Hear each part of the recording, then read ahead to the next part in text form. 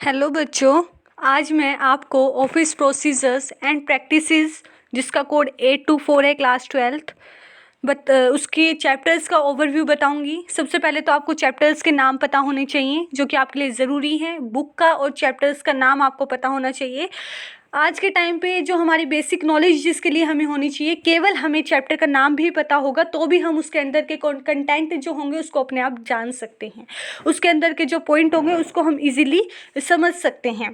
तो आज हम पढ़ेंगे सेक्रेटरी के बारे में। सेक्रेटरी होते क्या हैं, उनकी मीनिंग क्या है, कितने टाइप्स के सेक्रेटरी हैं, उनकी क्या क्या ड्यूटीज़ हैं। उसके बाद हम देखेंगे कि सेक्रेटरी का क्या चेंजिंग प्रोफाइल है आज के टाइम पे। आज के टाइम पे बिल्कुल ही सिस्टम अलग हो गया है। पहले तो अलग था, लेकिन आज के टाइम पे जो हमारा बिल्कुल जो सिस्टम है वो बिल्कुल ही अलग हो चुका है। उसके बाद हम क्वालिफिकेशन पढ़ेंगे, सेक्रेटरी के लिए क्या ज़रूरी है, उसकी क्वालिटीज़ पढ़ेंगे। आपके अंदर भी कुछ क्वालिटीज़ होती हैं, अच्छा से बात, दूसरों के साथ अच्छे से बात करना, ठीक है, और जो दूसरों की अच्छी बातों को अपने अंदर जो है लाना, तो ये सब होते हैं। सॉरी, अगला है पर्सनैलिटी डेवलपमेंट है, टाइम मैनेजमेंट है एंड स्ट्रेस मैनेजमेंट। केवल इतना ही, 20 मिनट या 15 मिनट की ये मेरी वीडियो है।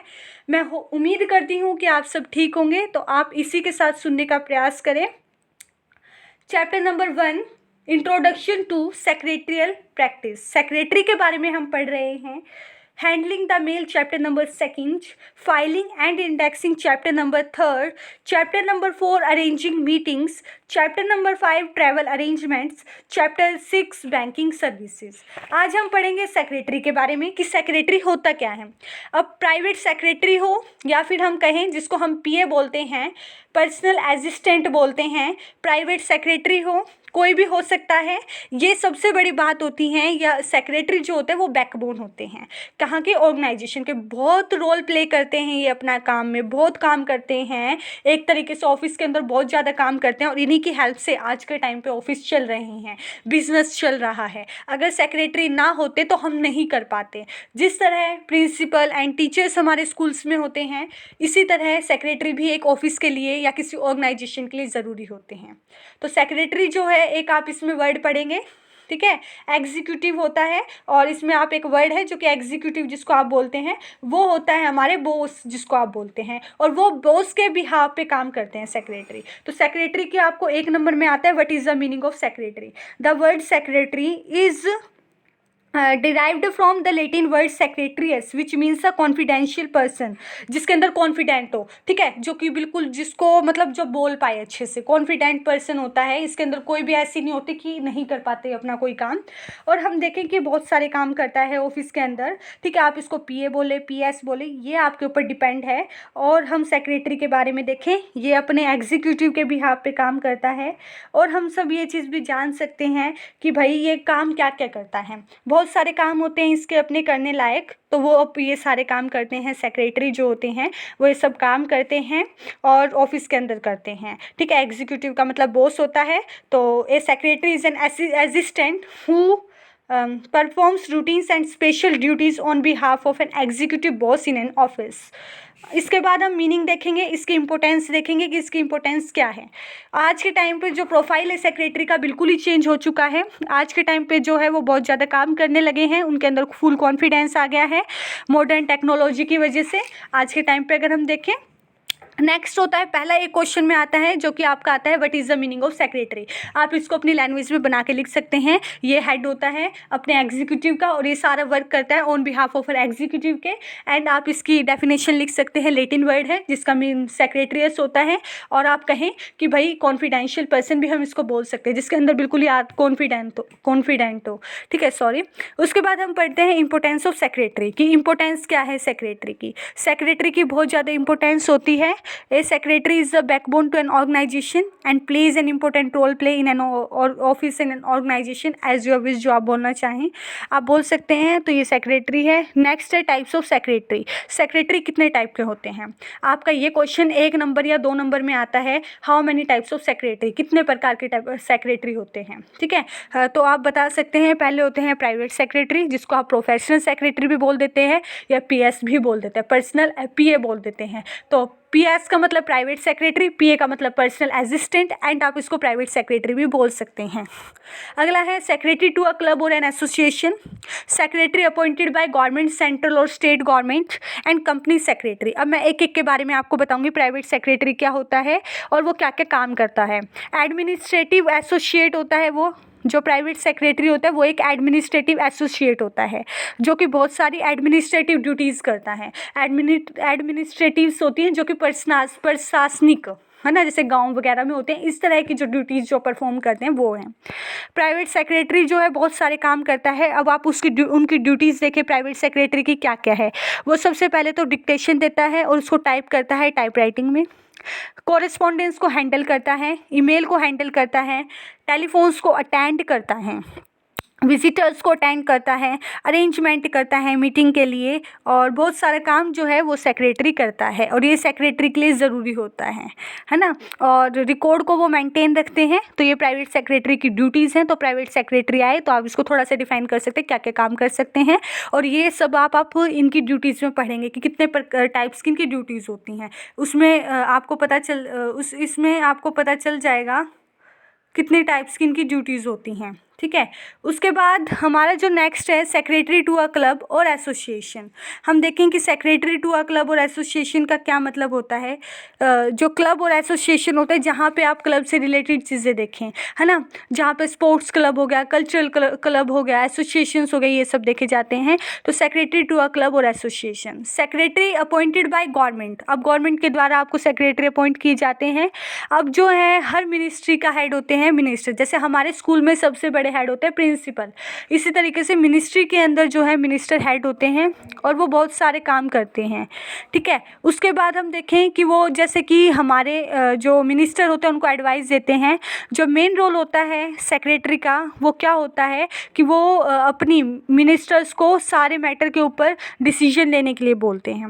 ठीक है, तो वो अपना सारा काम करते हैं, गवर्नमेंट के द्वारा जो अपॉइंटेड किए जाते हैं, चुने जाते हैं। नेक्स्ट है कंपनी सेक्रेटरी। कंपनी सेक्रेटरी होता क्या है, तो कंपनी सेक्रेटरी जो होता है वो ये देखता है कि जितनी भी लीगल और जो इम्पोर्टेंट रिक्वायरमेंट्स है वो फुलफ़िल हो रही है या नहीं हो रही है। ये ड्यूटी कंपनी सेक्रेटरी की होता है, ये सब देखना कि कंपनी के अंदर सारी रिक्वायरमेंट जितनी सुविधाएं हैं वो फुलफ़िल उनका पूरा हो रहा है या नहीं हो रही है। कंपनी सेक्रेटरी जो है ये सब काम करते हैं। उसके बाद हम देखें कि ये बहुत सारे मैटर्स को कंटेन करते हैं। कंपनी के अंदर जितनी भी मेंटेनेंस होते हैं वो सब ये अपना देखते हैं।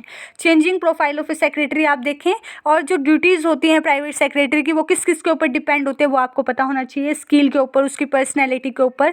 तो ये अब जो ड्यूटीज़ होती है प्राइवेट सेक्रेटरीज की उसको हम दो पार्ट्स में डिवाइड करते हैं। ब्रीफली हम देखें 2 टाइप्स में हम करते हैं। पहली होती है रूटीन ऑफिस ड्यूटीज़ जो वो डेली करते हैं, जो उनकी रूटीन की होती है। दूसरी होती है मिसक्लेनियस ड्यूटीज़, यानी मिसक्लेनियस ड्यूटीज़ अलग होती हैं उनकी। तो आपको जो आपका पिछली बार जो पेपर में आया था 5 नंबर का क्वेश्चन वो यही था जो अभी प्री बोर्ड हुए थे नेक्स्ट टाइम, तो अभी कुछ दिन पहले हुए थे प्री बोर्ड, तो तब आया था ये क्वेश्चन जो कि बहुत ज़्यादा हेल्पफुल है ये क्वेश्चन। और ये क्वेश्चन एग्ज़ाम में आने की प्रोबेबिलिटी 110% है।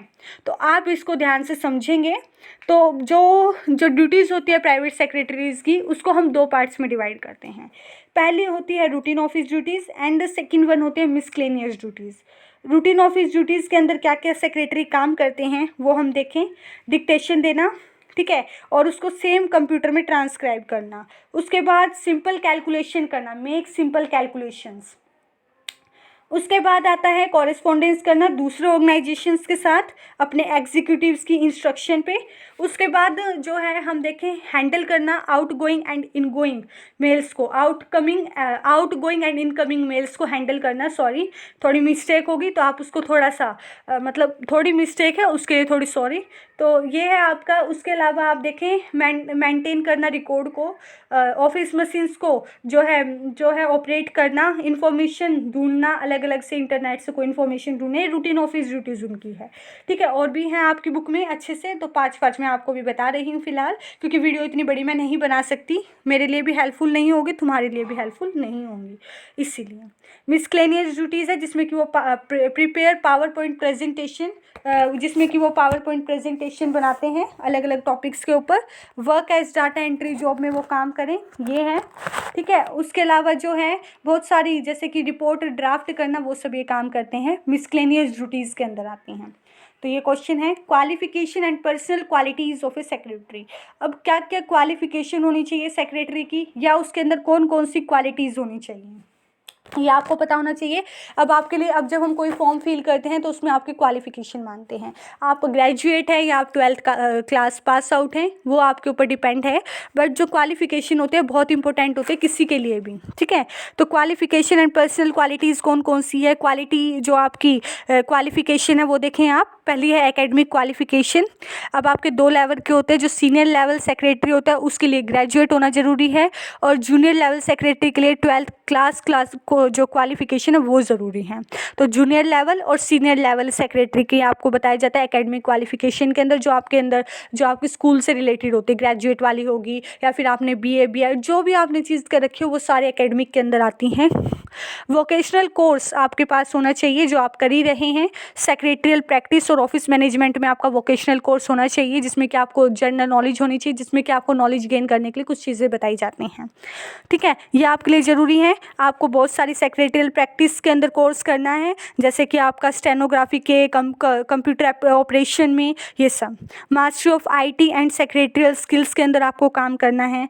आपके पास गुड कम्युनिकेशन स्किल्स होनी चाहिए, ठीक है। आपको इंग्लिश पे कमांड होनी चाहिए, आपकी इंग्लिश अच्छी होनी चाहिए, आपकी ओरल और रिटन जो कम्युनिकेशन स्किल है वो ज़रूरी होनी चाहिए, तो ये आपके लिए हेल्पफुल होता है। तो ये गुड कम्युनिकेशन स्किल्स हो गया आपकी।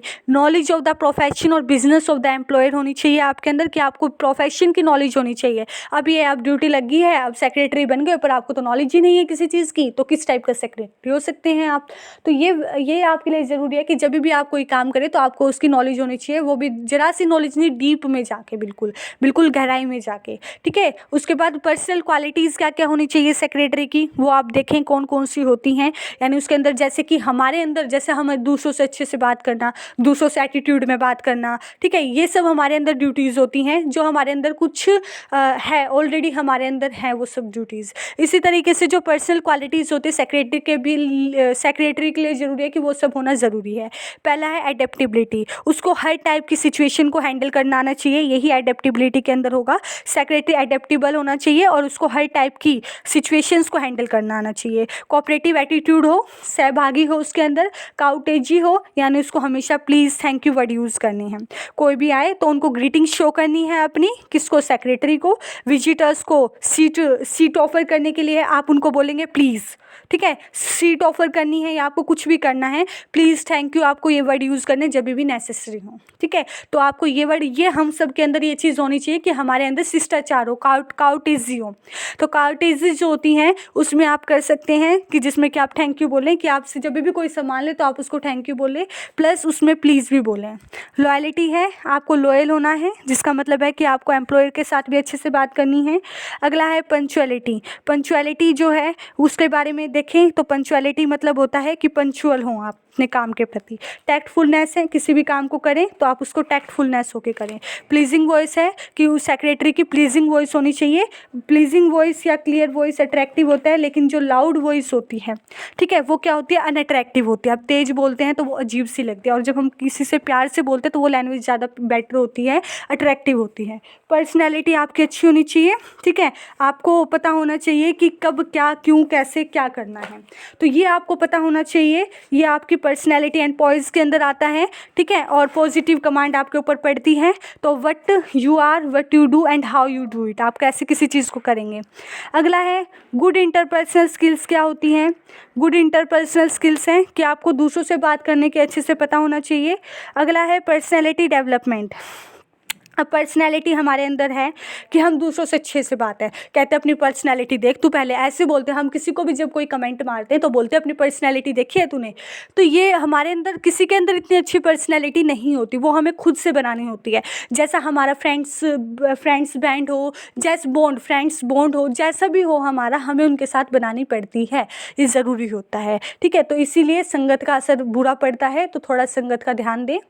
अगला है आपकी अच्छी पर्सनैलिटी होनी चाहिए ताकि आपको अच्छा लगे, आपकी अच्छी कमांड वगैरह सब कुछ होनी चाहिए। अब गुड अपीयरेंस आपके होनी चाहिए कि आपको अच्छे कपड़े पहनने चाहिए, आपको साफ़ सुथरा रहना चाहिए हर टाइम।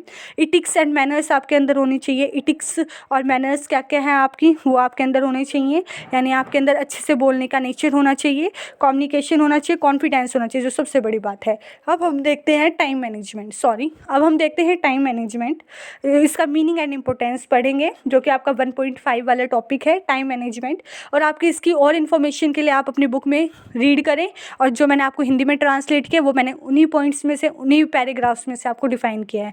मैं और भी बड़ी वीडियो बना सकती हूँ 1 घंटे की इसी चैप्टर के ऊपर, बट ये आपके लिए ज़्यादा हेल्पफुल नहीं होंगी, क्योंकि बच्चे जो है वीडियो इतनी बड़ी देख के देखते नहीं है। सबसे बड़ी प्रॉब्लम यही होती है, कोई भी हो इतनी बड़ी वीडियो देख के वो कभी नहीं देखते, ये बात सच है।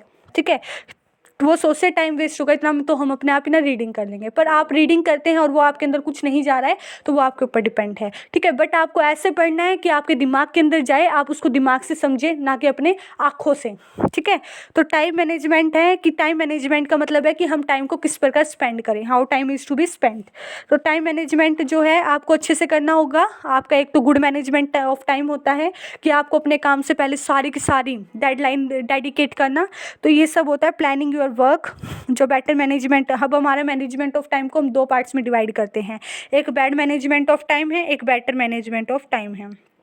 ठीक है, तो जो बैड मैनेजमेंट ऑफ टाइम है कि अपना पहले काम करने से पहले कोई भी डेडलाइन नहीं बनाना, धीरे धीरे पढ़ना, जो है आपको दूसरों के साथ अच्छे से बात ना करना, या फिर आप कोई डिसीजन नहीं ले पा रहे हैं, सोच रहे हैं, बहुत ज़्यादा टाइम वेस्ट कर रहे हैं उसमें, तो ये आपके अंदर होता है bad management of time. But जो बेटर मैनेजमेंट ऑफ टाइम होता है कि आपको अपना टारगेट सेट करना, अपने काम के लिए प्लान करना, आपका प्रॉपर रूटीन हो काम का, आपको मूड स्विंग्स यानी आपको जो ये आते हैं ना आपके अंदर आलकस वगैरह, इन सबसे बचना, तो बेटर मैनेजमेंट ऑफ टाइम। और हम इसमें से जो भी चॉइस करते हैं तो हम इसी के बेस पे चॉइस करते हैं। अगला है स्ट्रेस मैनेजमेंट। स्ट्रेस मैनेजमेंट होता क्या है, अब हमारे अंदर स्ट्रेस होता है, हम उसको कैसे फुलफिल कर पा रहे हैं, कैसे नहीं कर पा रहे हैं, तो वो होता है स्ट्रेस मैनेजमेंट के अंदर। तो हम कैसे टेंशन में, या हम कहें स्ट्रेस का मतलब टेंशन होता है, वैसे अगर हम देखें तो टेंशन हमारे अंदर किसी ना किसी तरह की टेंशन होती है। आज के टाइम पे बच्चों के अंदर जो सबसे बड़ा बर्डन है पढ़ाई का है।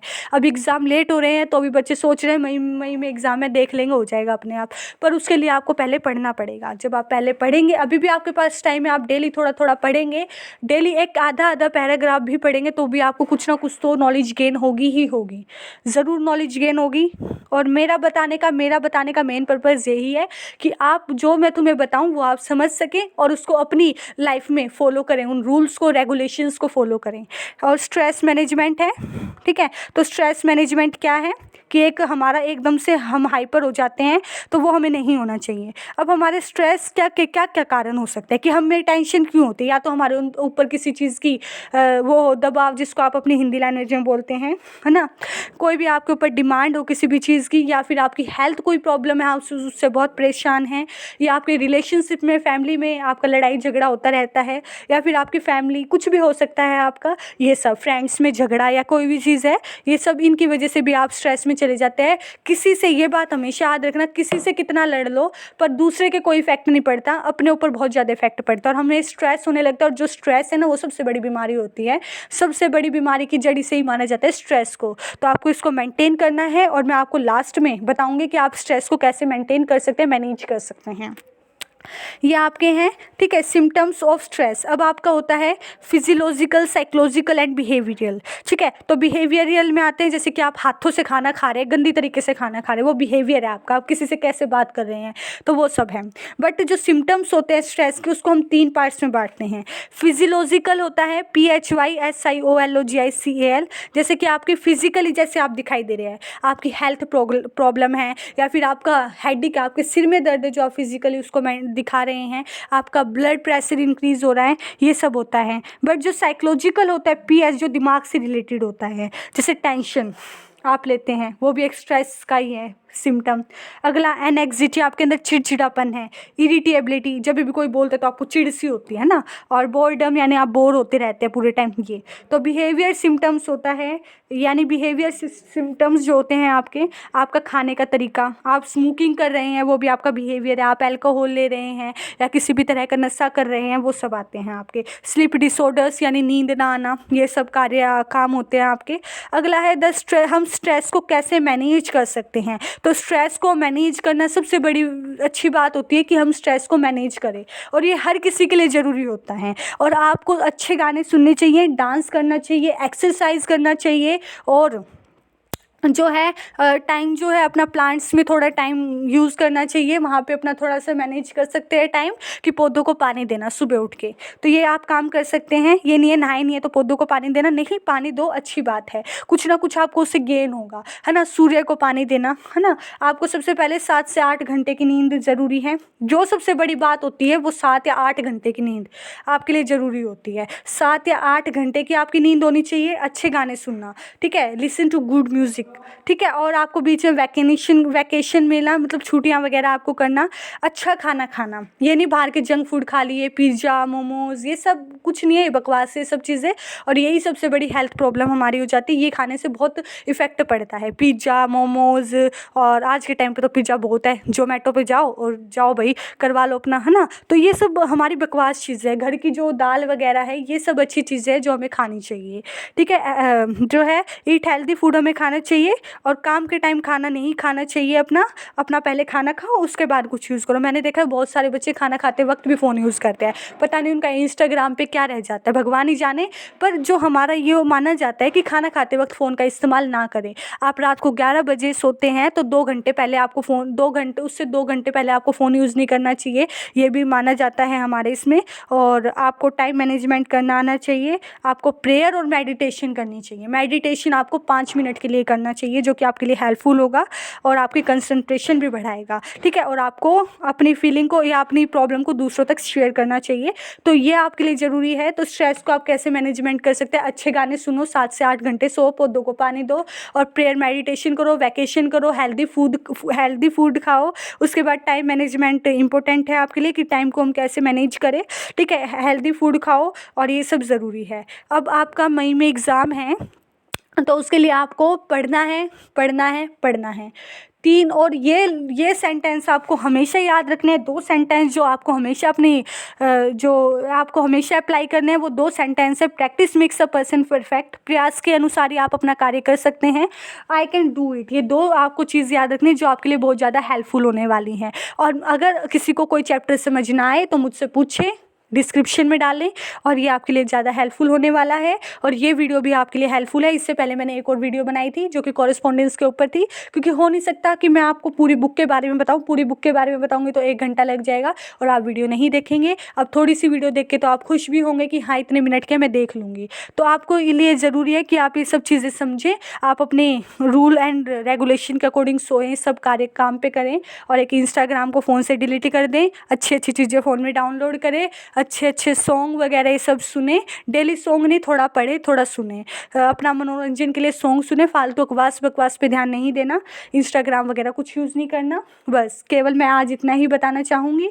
इसी के साथ मैं आशा करती हूँ कि आप सब ठीक होंगे और आप सब घर में खुश होंगे। और उसके अलावा अगर किसी को कुछ समझना है तो वो मुझसे पूछ सकते हैं। किसी भी चीज़ से रिलेटेड प्रॉब्लम हो आपके मुझसे शेयर कर सकते हैं। मैं आपको ज़रूर उस प्रॉब्लम का सोल्यूशन बताऊँगी, और वो आपके लिए ऐसा सोल्यूशन बताऊँगी जो आपको कोई नहीं बता सकता। तो इसीलिए थोड़ा अपने ऊपर ध्यान दें, अपनी पढ़ाई पे ध्यान दें, अच्छा खाना खाएं, फालतू के जंक फंग कुछ नहीं खाना, बाहर का जंक फूड नहीं खाना जिसमें कि मोमोज चाउमीन ये सब आते हैं। ये सब फालतू की चीज़ें होती हैं, है ना। एक बार मुंह में टेस्ट आता है, अंदर जाके पता नहीं क्या क्या इफेक्ट करते हैं ये। तो ये सब नहीं खाना, और अच्छे से अपना कभी टेंशन नहीं लेनी। स्ट्रेस मैनेजमेंट, आप स्ट्रेस को मैनेज रखेंगे, कभी हाइपर नहीं होंगे, कभी हाइपर नहीं होंगे, हाइपर कभी नहीं होना। और अपना बीपी वगैरह सब ध्यान रखना, अपनी हेल्थ का ध्यान रखना, और समय पर सब कुछ करना, स्कूल का काम करना, याद करना, ये सब काम आपके लिए ज़रूरी है, आपको करना चाहिए। तो इसी के साथ धन्यवाद, थैंक यू सो मच। और ये वीडियो आपके लिए हेल्पफुल होने वाली है, और आगे आने वाली वीडियोज़ भी आपके लिए हेल्पफुल होगी। Thank you so much, bye.